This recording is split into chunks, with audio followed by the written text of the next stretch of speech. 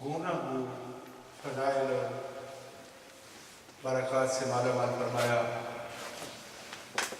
اور جو بڑی ہی عظمتوں سے معمول شخصیت کے مالک زمانہ جاہلیت سے لے کر غلامی مصطفیٰ صلی اللہ علیہ وسلم کا ایام تک جنہیں اللہ کریم نے خصوصی حیا کا وصف عطا کیا تھا، پاکیزگی کا وصف عطا کیا تھا، رسول اللہ صلی اللہ علیہ وسلم کا عشق اور حضور کی محبت جن کی شخصیت کا ایک نمایاں پہلو رہا، جب بھی اسلام کو ضرورت پڑی اور جس موقع پر بھی رسول اللہ صلی اللہ علیہ وسلم نے اپنے غلاموں کو حکم فرمایا، امیر المومنین حضرت سیدنا عثمان غنی رضی اللہ تعالیٰ عنہ اکثر و بیشتر تمام صحابہ سے بڑھ کر حضور کی بارگاہ میں رسول اللہ صلی اللہ علیہ وسلم کے دین کے لیے اور اسلام کے احیاء کے لیے اپنی دولت اور اپنی دیگر صلاحیتیں وقف فرماتے رہے۔ ہمارا یہ مذہبی فریضہ ہے کہ ہم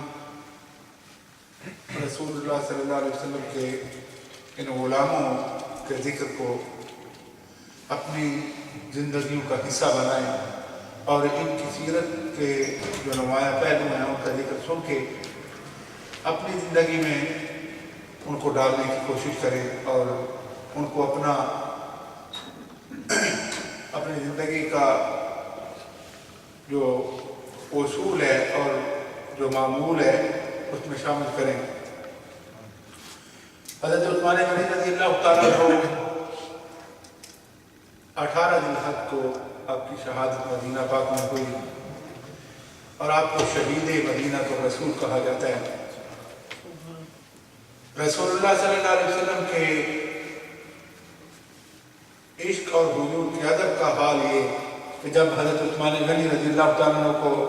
یہ مشورہ دیا گیا کہ آپ امیر المومنین ہیں، آپ اس وقت ساری ہمدردیاں جو مخلصین ہیں مسلمانوں کے جو رہنما ہیں ان کی آپ کے ساتھ ہیں، یہ چند بلوائیں ہیں تو ان سے مقابلہ کریں، انہیں طے و تیز کریں۔ حضرت عثمان غنی رضی اللہ تعالیٰ نے فرمایا واللہ مجھے اللہ کی قسم مجھے اس بات سے کہ بلوائیوں کو مدینہ پاک میں قتل کیا جائے یا ان کی تلواروں سے مسلمانوں کا خون مدینہ رسول کی گلیوں میں ہو، مجھے اس سے زیادہ عزیز ہے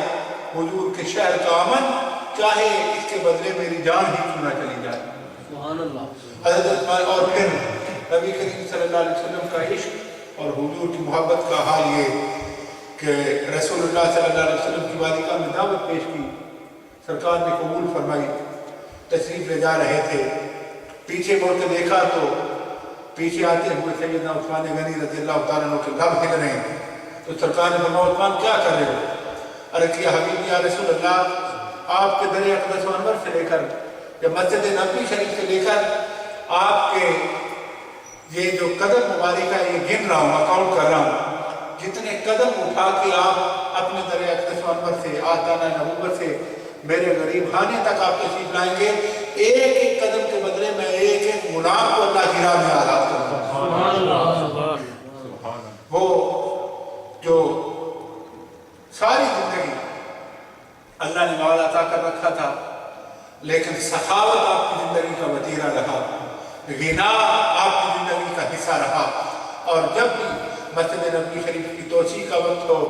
یا جیسے اسرا کا موقع، وہ بحر روما کے خریدنے کا وقت ہو یا رسول اللہ صلی اللہ علیہ وسلم کی بارگاہ میں حضور کے غلاموں کی خدمت کا موقع، سیدنا عثمان غنی رضی اللہ، اگر حضور نے فرمایا کون ہے جو بحر روما کو خریدے کہ میں اسے جنت کی ضمانت دیتا ہوں، سیدنا عثمان غنی اٹھے اور بحر روما کو خریدا۔ حضور نے فرمایا کون ہے جو مسجد نبوی شریف کی توسیع کے لیے جگہ خرید کے وقف کرے، میں اسے جنت کی بشارت دیتا ہوں، سیدنا عثمان غنی اٹھے، جگہ خریدی، وقف کی۔ حضور نے جیسے اسرا کے موقع پر ایک بار فرمایا کون ہے جو 100 اونٹ اللہ کی راہ میں قربان کرے میں اسے جنت کی بشارت دیتا ہوں. سیدنا عثمان غنی اٹھے. حضور نے پھر اعلان کیا. عثمان غنی پھر اٹھے, پھر اعلان کیا, پھر یہاں تک کہ 7 مرتبہ حضور نے اعلان فرمایا. 7 مرتبہ حضرت عثمان غنی اٹھتے رہے.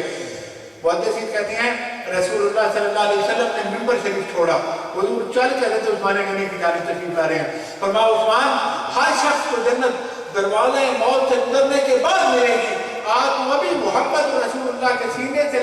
ہم ابھی تجھے جنت کا نظارہ کرا دیتے ہیں.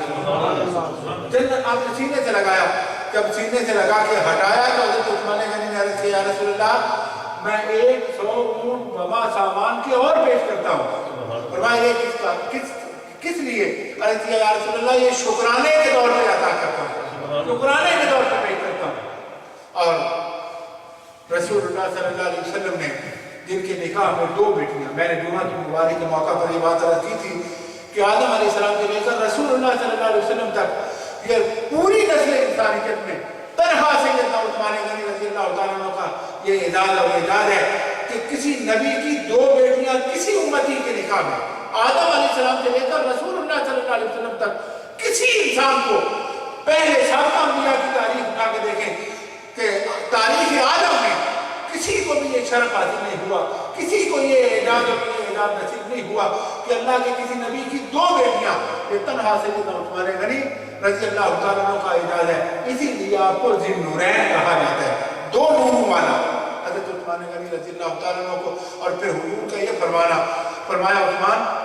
اگر میری 40 بیٹیاں ہوتی ہیں یکے بعد دیگرے اگر انتقال کرتی جاتی میں 40 کی 40 بیٹیاں تیرے نکاح میں دے دیتا ہوں. یہ سیدنا عثمان غنی رضی اللہ تعالیٰ عنہ کی شان ہے. اور آج بدنصیبی کا حال یہ ہے کہ ہمارے بچوں کو یہ بھی پتہ ہوتا ہے کہ فلاں ایکٹرس کی فلمیں کتنی ہیں, یہ بھی پتہ ہوتا ہے کہ فلاں کھلاڑی کے چھکے کتنے ہیں اور فلاں کی وکٹیں کتنی ہیں, لیکن ہماری نسلوں کو یہ یاد نہیں رہا کہ عثمان غنی رضی اللہ تعالیٰ عنہ کی شہادت کا دن کون تھا. ہمارے لوگوں کو یہ پتہ نہیں رہا کہ حضرت عثمان غنی رضی اللہ تعالیٰ عنہ کی خدمات کیا ہیں. اس لیے ضرورت ہے ایک بات کی کہ ہم اسلام کے وہ فخر, اسلام کے وہ ثبوت کہ تاریخ انتقال کرتی ہے جنہوں نے اس طرح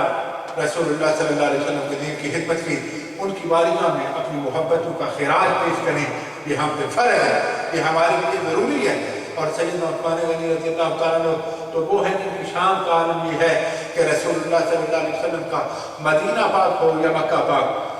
اور وہ کہ جنہیں اللہ نے یہ توفیق عطا کی کہ اسلام کے لیے 2 بار ہجرت حبشہ بھی اور ہجرت مدینہ پاک بھی. رسول اللہ صلی اللہ علیہ وسلم کا یہ بھی فرمان ہے کہ جس نے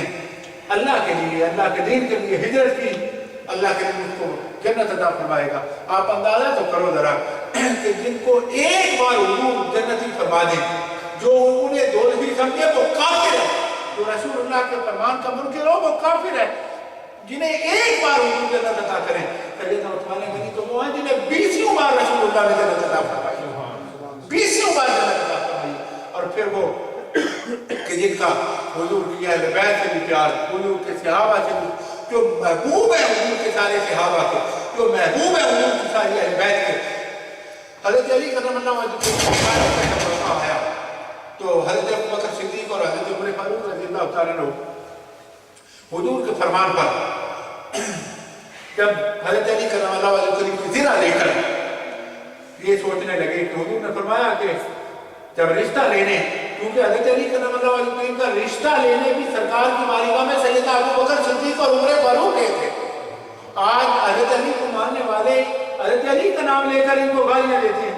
حضرت علی کا نام لے کر ان کی محبت کی بات کرتے ہیں, پتار و تشبیہ کرتے ہیں. حیا نہیں آتی اس بات کی. حضرت علی کرم اللہ وجہ اور ان سے تعلق کا حال یہ اہل بیت اور صحابہ کی محبت اور باہمی تعلق کا حال یہ ہے کہ حضرت علی کے لیے سیدہ فاطمہ پاک کا رشتہ لینے ہیں حضور سے, اور مانگنے کون جا رہے ہیں, سیدنا ابوبکر صدیق اور حضرت عمر فاروق. اور رسول اللہ صلی اللہ علیہ وسلم کی بارگاہ میں جب گئے عرض کی, حضور نے سیدہ فاطمہ پاک رضی اللہ تعالیٰ عنہ کے مشورے سے رشتہ قبول فرما لیا. یہ بھی حضور کی سیرت کا پہلو ہے ہمارے لیے کہ اولاد کا رشتہ والدین کو کرنا چاہیے. یہ یہ تو ان ملکوں کی برکتیں ہیں کہ والدین کو پتہ ہی نہیں ہوتا کہ 4 سال بعد میں پتہ چلتا ہے کہ بیٹے نے دوبارہ بار شادی کر لی. اور لیکن اسلام کا قانون کیا ہے, اسلام کی سیرت کیا ہے, ہدایت کیا ہے اور تلقین کیا ہے, اور اولاد کے لیے راہ تعمیر کیا ہے کہ والدین کی اس میں جب مرضی ہوگی یقیناً اولاد کے لیے فائدہ ہوگا. لیکن حضور کی سنت یہ کہ والدین کو بھی چاہیے اولاد پہ کوئی فیصلہ ٹھوسے نہ, والدین ان پہ زیادتی اور جبر نہ کریں, ان کے مشورے کے ساتھ اچھا رشتہ تلاش کریں. حضور صلی اللہ علیہ وسلم سیدہ فاطمہ پاک رضی اللہ تعالیٰ عنہ کے مشورے کے ساتھ حضرت علی کرم اللہ وجہہ کا جب رشتہ قبول فرما لیا تو حضور نے فرمایا کہ علی کے پاس حق مہر کے لیے کچھ ہے, تیاری کے لیے کچھ ہے. جب پوچھا گیا تو عرض کیا کہ میرے پاس تو کچھ نہیں,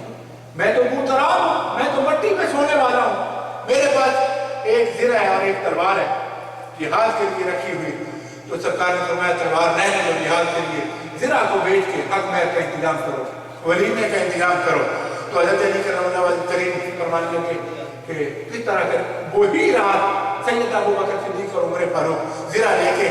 تو سوچا کہاں جائیں, میں غنا کے بادشاہ کی عظمت کے قربان جاؤں. سیدنا ابو بکر صدیق اور عمر فاروق حضرت علی کی شادی کے موقع پر حق مہر کا انتظام کرنے کے لیے وہ زرہ اٹھائی اور حضرت عثمان غنی کے دروازے پر پہنچے. دروازے پر دستک دی, اندر تشریف لائے, بات دی تو مورخین نے لکھا ہے کہ پہلے جو قیمت پڑی تھی وہ 4 درہم تھی, 4 درہم حضرت علی کرم اللہ وجہہ کی زرہ کی. لیکن جب حضرت عثمان غنی رضی اللہ تعالیٰ عنہ کے پاس پہنچے تو آپ نے فرمایا یہ علی کی زرہ ہے, یہ علی کی زرہ ہے. فرمایا تم زرہ کے لوہے کے کڑے گرتے جاؤ اور مجھ سے سونے کے درہم و دینار گرتے جاؤ. علماء نے لکھا 480 درہم حضرت عثمان غنی رضی اللہ تعالیٰ عنہ نے دیے. دیکھ کے جب چلنے لگے تو پیچھے سے آواز دی. حضرت ابو بکر صدیق کو جب آواز دی پلٹے پیچھے حضرت عمر فاروق خاص ہے کہ عثمان بھائی کیا ہوا؟ آپ نے فرمایا وہاں پہ تشریف لائے, وہاں پہ تشریف لائے. آپ نے فرمایا یہ زرہ بھی لے جاؤ اور پیسے بھی لے جاؤ, پیسے زرہ کی قیمت اور یہ زرہ میری طرف سے علی کو شادی کا تحفہ دے دینا. یہ زرہ علی کو شادی کا تحفہ دے دینا, یہ پیسے بھی لے جاؤ زرہ کی قیمت پہ. رسول اللہ صلی اللہ علیہ وسلم نے حضرت عثمان غنی رضی اللہ تعالیٰ عنہ کو جو نوازا تھا, حضور نے جو نگاہوں سے ان کو طہارتیں عطا کی, جو ان کی تربیتیں کی, جو کی آج اگر کوئی بندہ صحابہ پہ دان کرے گا حقیقت میں وہ طعن و تشنیع و اعتراض حضور کی تربیت پہ ہوگا, رسول اللہ صلی اللہ علیہ وسلم کی ذات بابرکات پہ ہوگا. کسی شاگرد کی کامیابی استاد کی کامیابی ہوتی ہے, کسی اولاد کی نیک نامی والدین کی تربیت کا اثر ہوتا ہے. رسول اللہ صلی اللہ علیہ وسلم کی اہل بیت پہ احترام کرو گے, حضور کے صحابہ پہ اعتراض کرو گے, حقیقت میں وہ اعتراض نعوذ باللہ حضور کی نبوت پہ ہوگا, حضور کی فرمائی ہوئی تربیت پہ ہوگا. اس لیے اس بات کا حیا ہونا چاہیے ہر شخص کو کہ جس چیز کا نسبت, جس چیز کا تعلق, جس چیز کا لنک ذات مصطفیٰ صلی اللہ علیہ وسلم کے ساتھ ہو, اس کا ادب بھی, اس سے محبت بھی ہمارے ایمانوں کا حصہ ہونا چاہیے. حضرت عثمان غنی رضی اللہ تعالیٰ عنہ کی بارگاہ میں محبتوں اور عقیدتوں کا خراج پیش کرنے کے لیے ہم حاضر ہوئے ہیں. تو میں سب سے پہلے تلاوت کلام پاک کے لیے جناب, چونکہ نماز عشاء کا وقت بھی ہونے والا ہے تو ہم نے نماز عشاء بھی ادا کرنی ہے, تو میں یہ چاہتا ہوں کہ جناب محترم حافظ رضا اور مصطفیٰ صاحب تشریف لائیں, جناب سے کلام پاک فرمائیں, اور انشاءاللہ پھر نعت پاک کا سلسلہ چلے گا. تشریف لاتے ہیں جناب حافظ رضا اور مصطفیٰ صاحب. نعرہ تکبیر, نعرہ